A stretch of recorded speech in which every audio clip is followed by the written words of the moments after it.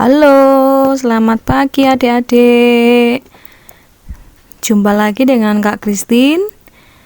Hari ini kita akan bersama-sama mendengarkan satu kisah tentang murid Yesus, yaitu yang bernama Petrus dan Yohanes di hadapan mahkamah agama. Nah, judul yang tema di Alkitab seperti itu. Kalau di buku yang Kak Christine renungkan untuk kalian, judulnya adalah Roh Kudus memberikan kuasa penyembuhan dan keberanian kepada Petrus dan Yohanes. Di dalam Kisah Para Rasul 4 ayat 1 sampai 31. Sebelumnya, kita akan berdoa terlebih dahulu ya. Mari kita bersatu di dalam doa. Mari teman-teman kita berdoa terlebih dahulu. Berdoa dimulai. Terima kasih Bapa Surgawi, Tuhan kami Yesus Kristus yang telah menyertai kami sehingga sampai hari ini. Memberkati kami dan kesehatan sehingga kami dapat beribadah bersama walaupun secara online. Semoga renungan kita hari ini bisa bermanfaat bagi kehidupan kita sehari-hari. Terima kasih Tuhan, haleluya, amin. Amin. Nah, adik, di dalam Kisah Para Rasul 4 ayat 1, judulnya perikopnya terlebih dahulu adalah Petrus dan Yohanes di hadapan mahkamah agama. Di ayat 1, ketika Petrus dan Yohanes sedang berbicara kepada orang banyak, mereka tiba-tiba didatangi imam dan kepala pengawal bait Allah serta orang-orang Saduki. Orang-orang itu sangat marah karena mereka mengajar orang banyak dan memberitakan bahwa dalam Yesus ada kebangkitan dari antara orang mati. Mereka ditangkap dan diserahkan ke dalam tahanan sampai keesokan harinya, karena hari telah malam. Tetapi di antara orang yang mendengar ajaran itu banyak yang menjadi percaya, sehingga jumlah mereka menjadi kira-kira 5.000 orang laki-laki pada waktu itu. Nah, pada keesokan harinya, pemimpin-pemimpin Yahudi serta tua-tua dan ahli-ahli Taurat mengadakan sidang di Yerusalem. Ayat yang ke-6, dengan imam besar Hanas dan Kayafas, Yohanes dan Alexander dan semua orang lain yang termasuk keturunan imam besar. Lalu Petrus dan Yohanes dihadapkan kepada sidang itu, mulai diperiksa dengan pertanyaan ini. Dengan kuasa manakah? Atau dalam nama siapakah kamu bertindak demikian itu? Maka jawab Petrus dengan penuh Roh Kudus, ya. Hai pemimpin-pemimpin umat dan tua-tua, jika kami sekarang harus diperiksa karena suatu kebajikan kepada seorang yang sakit dan harus menerangkan dengan kuasa manakah yang orang itu disembuhkan, maka ketahuilah oleh kamu sekalian dan oleh seluruh umat Israel bahwa dalam nama Yesus Kristus orang Nazaret yang telah kamu salibkan, tetapi yang telah dibangkitkan Allah dari antara orang mati, bahwa oleh karena Yesus itulah orang ini berdiri dengan sehat sekarang di hadapan kamu. Nah, Petrus menjawab dengan demikian, ya, tegas. Lalu ayat 11, Yesus adalah batu yang dibuang oleh tukang-tukang bangunan, yaitu kamu sendiri, namun ia telah menjadi batu penjuru. Batu penjuru itu kalau diartikan, kalau saya artikan, batu penjuru itu adalah panutan, ya, contoh berada di depan, ya. Dan keselamatan tidak ada di dalam siapapun juga selain di dalam Dia. Lah, Dia di sini dianya huruf besar, yaitu kepada Yesus.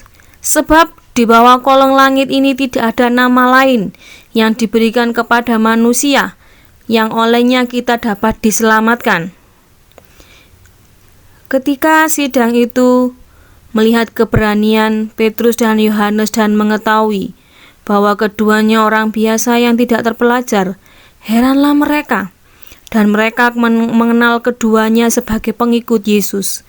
Tetapi karena mereka melihat orang yang disembuhkan itu berdiri di samping kedua rasul itu, mereka tidak dapat mengatakan apa-apa untuk membantahnya. Jadi ada orang sakit yang disembuhkan oleh Petrus dan Yohanes dengan kuasa dari Roh Kudus dari Tuhan, dari Yesus Kristus sendiri, maka orang tersebut disembuhkan ya. Mereka orang-orang yang tidak suka kepada Petrus dan Yohanes tidak bisa berkata apa-apa. Di ayat 15 dikatakan, dan setelah mereka menyuruh rasul-rasul itu meninggalkan ruang sidang, berundinglah mereka. Ketika Petrus dan Yohanes disuruh pergi, para tua-tua tadi itu, pemimpin umat tadi itu berunding, berdiskusi, dan berkata demikian. Ayat 16, tindakan apakah yang harus kita ambil terhadap orang-orang ini? Sebab telah nyata kepada semua penduduk Yerusalem bahwa mereka telah mengadakan suatu mukjizat yang menyolok dan kita tidak dapat menyangkalnya. Tetapi supaya hal itu jangan makin luas tersiar di antara orang banyak, baiklah kita mengancam dan melarang mereka supaya mereka jangan berbicara lagi dengan siapapun dalam nama itu. Dan setelah keduanya disuruh masuk, mereka diperintahkan supaya sama sekali jangan berbicara atau mengajar lagi dalam nama Yesus. Jadi Petrus dan Yohanes itu dipaksa tidak boleh berbicara, tidak boleh mengajar ya, tidak boleh menyebutkan nama Yesus, kata Yesus tidak boleh. Tetapi Petrus dan Yohanes menjawab mereka demikian, silakan kamu putuskan sendiri, manakah yang benar di hadapan Allah, taat kepada kamu atau taat kepada Allah? Sebab tidak mungkin bagi kami untuk tidak berkata-kata tentang apa yang telah kami lihat dan yang kami dengar. Mereka semakin keras mengancam rasul-rasul itu, tetapi akhirnya melepaskan mereka juga, sebab sidang tidak melihat jalan untuk menghukum mereka karena takut akan orang banyak yang memuliakan nama Allah berhubung dengan apa yang telah terjadi. Sebab orang yang disembuhkan oleh mukjizat itu sudah lebih dari 40 tahun umurnya. Jadi adik-adik, orang yang disembuhkan itu sakitnya itu sudah lebih dari 40 tahun ya. Oleh karena doa Rasul Petrus dan Rasul Yohanes itu mereka disembuhkan. Nah, kita lanjut ke ayat 23. Sesudah dilepaskan, pergilah Petrus dan Yohanes kepada teman-teman mereka. Setelah mereka dibebaskan tanpa bersalah ya, lalu mereka menceritakan segala sesuatu yang dikatakan imam-imam kepala dan tua-tua kepada mereka, teman-temannya.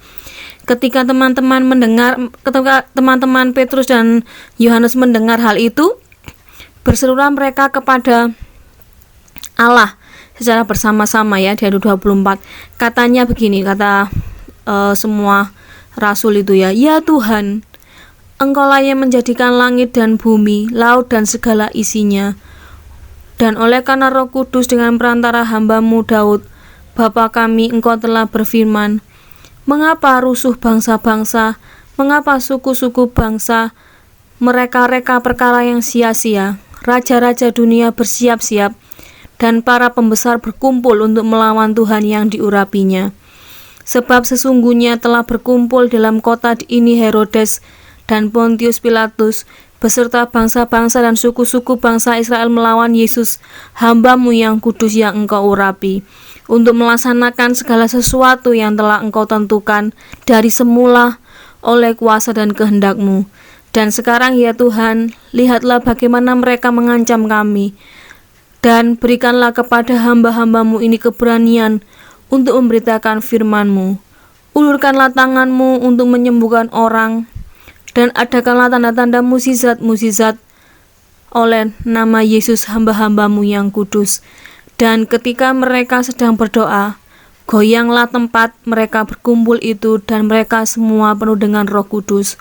Lalu mereka memberitakan firman Allah dengan berani. Nah, adik-adik, melalui firman Tuhan ini yang kita baca dalam Alkitab kita, Rasul Petrus dan Yohanes mengajarkan kepada kita untuk senantiasa kita berani, untuk kita boleh berdoa, meminta kuasa kepada Tuhan, supaya kita senantiasa berhikmat, supaya kita, kalau kita nggak mungkin ya bisa berdoa untuk sampai menyembuhkan orang sampai sembuh gitu ya, tapi kita bisa berdoa, kita bisa berkuasa.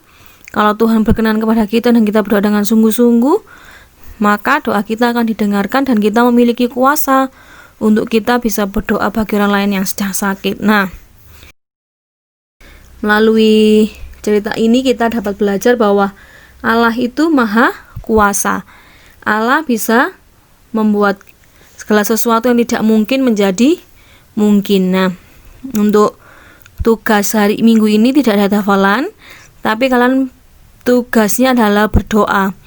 Berdoa nanti di video ya, bisa dibantu orang tua, nanti bisa dikirimkan di grup sekolah minggu di orang tua. Nanti doa kalian adalah berdoa supaya kalian minta hikmat kepada Tuhan supaya kalian bisa belajar meskipun dalam online ya. Meskipun belajar di rumah, tapi kalian tetap diberikan kepanduan Tuhan. Nah, cerita hari ini sampai di sini dulu. Sekarang kita akan berdoa. Mari kita berdoa. Terima kasih Tuhan Yesus untuk pagi hari ini. Kami boleh mendengarkan cerita firman Tuhan hari ini. Kiranya Tuhan memberikan kepada kami senantiasa iman kepercayaan untuk kami boleh tetap percaya, tetap setia bahwa Engkau adalah Tuhan dan Juru Selamat kami yang senantiasa menolong dalam kehidupan kami. Kami yakin dan percaya Tuhan akan senantiasa menyertai dan memberkati kami. Terimalah doa kami ini Tuhan. Kami yakin dan percaya Tuhan akan mendengarkan dan Tuhan akan memberikan masa depan yang indah kepada kami semua anak sekolah minggu. Terima kasih Tuhan Yesus, hanya di dalam nama-Mu kami berdoa dan mengucap syukur. Haleluya, amin. Terima kasih sudah mendengarkan hari ini. Tuhan Yesus memberkati.